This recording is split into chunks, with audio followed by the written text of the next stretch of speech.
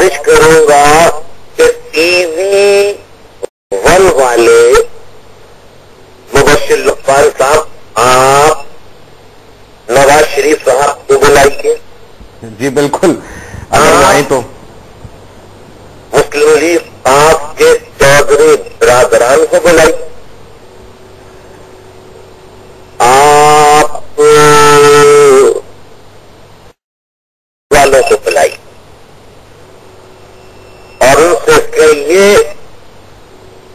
کہ اپنی اولاد کو ساتھ سے لے کر آنا. تمہارے قرآن اٹھانے کم از کم الطاف حسین پہ یقین نہیں کرے گا، تاکہ تم اپنی بیٹیوں کے سروں پہ، اپنی بچیوں کے سروں اور بچوں کے سروں پہ ہاتھ رکھ کے پوچھو کہ کبھی الطاف حسین نے اپنے لیے، اپنے خاندان یعنی بہن بھائیوں کے لیے آپ سے 1 روپے فراہت کی کیا مانگی؟ نمبر 1. اب دوسرا نمبر، ہم نواز شریف صاحب کے ساتھ کولیشن گورنمنٹ میں رہے، شوکت عزیز صاحب کے ساتھ کولیشن گورنمنٹ میں رہے، پیپلز پارٹی کے ساتھ کولیشن گورنمنٹ میں رہے، اور آج بھی پیپلز پارٹی کے ساتھ ہم کولیشن گورنمنٹ میں ہیں. اگر میں چاہتا تو اس وقت میرے اسلام آباد میں بنگلہ نہیں، محل نہیں، محلات ہوتے. مری میں میرے محلات ہوتے، لاہور میں میرے محلات ہوتے، اور کراچی میں ڈفرنس اور کلفٹن میں میرے محلات ہی نہیں، محلات کی پوری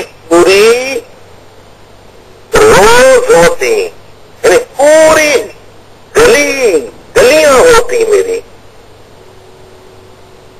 میں ISI موجود ہے، ملک میں IB موجود ہے، FIA موجود ہے، اور 18 کے قریب ایجنسیاں ملک میں موجود ہیں. کہ ایک ثبوت نکال کے بتا دے کہ الطاف حسین نے جس گھر سے تحریک چلائی تھی وہ الطاف حسین کی والدہ مرحومہ کا گھر ہے، جو جسے آج عرف عام میں 90 کہا جاتا ہے.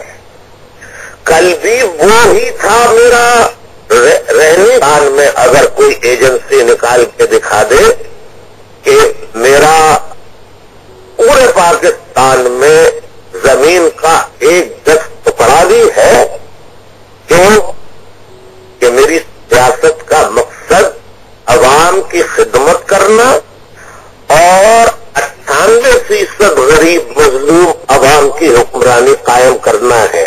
مبشر صاحب مجھے معلوم ہے آپ کا ٹائم قیمتی ہے. آپ کا ٹائم بھی بہت قیمتی ہے. میں یہ پوری بات سننا چاہتا ہوں اور عوام بھی میں چاہتا ہوں کہ سنیں، اور پھر میں آؤں گا. ذرا سی مجھے اور اجازت دیجیے. ویسے میں آپ کو ایک ذرا سی ایک بات، اگر آپ برا نہ منائیں تو میں بتاتا چلوں آپ کو. میں جب 90 گیا تھا تو مجھے بتایا گیا تھا کہ وہاں ایک وہ صوفہ پڑا ہے کہ یہاں پہ جو شخص بیٹھا ہے وہ وزیر اعظم ضرور بنا. تو میں بھی وہاں پہ حاضری لگایا ہوں ایسے بیٹھ کے. آپ بھی جو ہے وہ ہمارے ہی طبقے کے ہیں. وہی مہربانی. ہاں میں بھی لو مڈل کلاس کا ہوں. آپ بھی ہمارے طبقے سے ہیں. آپ نے بھی سونے کے چمچے کھا کے جناب جو ہے، اگر آپ سونے کے چمچے کھا کے پیدا ہوتے تو ابھی آپ یہ اینکر مین نہیں ہوتے. اس وقت تو شوگر ملوں کے، سیمنٹ کی فیکٹریوں کے مالک بنے ہوتے اور شوگر کے مریض بھی ہوتے. جی اللہ نہ کرے، اللہ نہ کرے، اللہ نہ کرے. اچھا ایک بات مبشر لطفان صاحب، میں آپ کے ذریعے پاکستانی قوم سے بتانا چاہتا ہوں. جی. پاکستان، میں نے کہا کہ میں جاگیردارانہ اور موروثی سیاست کے خلاف تھا ہوں اور جب تک زندہ ہوں رہوں گا. میرے میئرز بنے،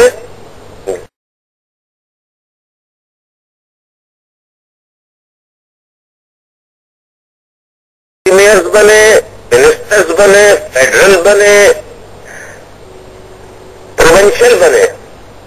اگر میں چاہتا تو ان سے یہ نہیں کہہ سکتا تھا کہ تم اس وقت تک میئر ڈپٹی میئر نہیں بنو گے جب تک کہ بننے کے بعد مجھے 10 پلاٹ یہاں، 10 پلاٹ وہاں، 10 پلاٹ یہاں نہیں دو گے.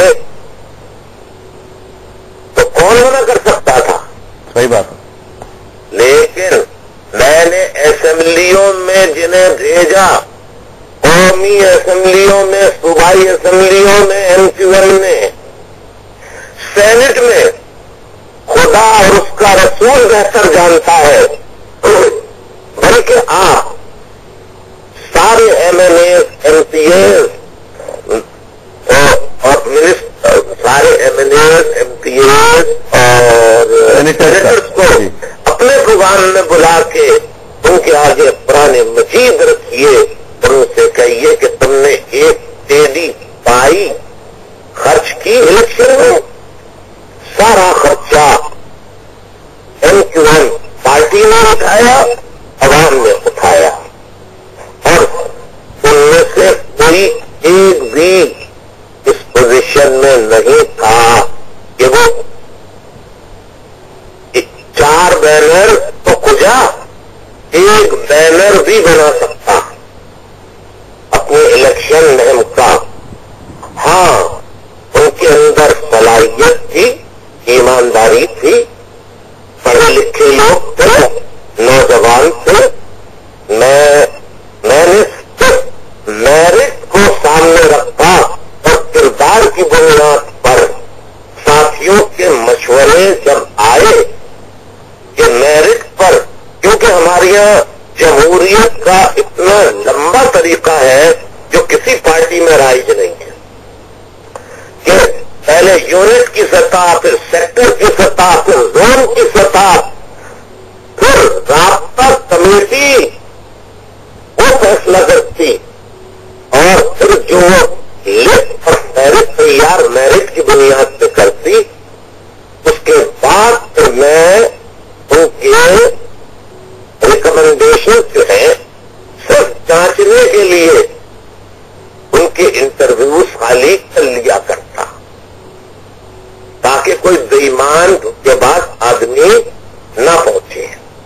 تو یہ سب غریب متوسط طبقے کے لوگوں کو جب اسمبلیوں میں بھیجا، اور یہ جب مبشر لقمان صاحب قومی اسمبلی میں جا کے سیٹوں پہ بیٹھے تو ان کے برابر میں جاگیردار، اور جاگیردار کے برابر میں کوئی غریب لوور مڈل کلاس کا آدمی بیٹھ جائے، یہ تو اس کی